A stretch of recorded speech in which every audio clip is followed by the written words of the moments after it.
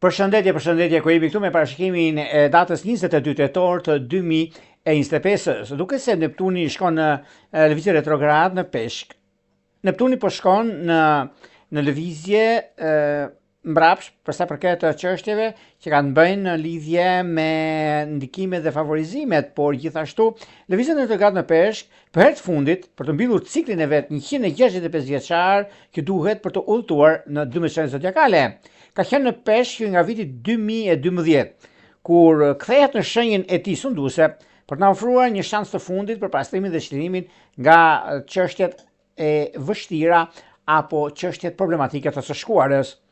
Në muajin në vijim mund të ndjeni një ngadalësim të veprimeve tuaja, dhe kjo do të thotë një mundësi, kjo do të thotë që do jemi në rrugën e duhur dhe në çështjet që neve kemi.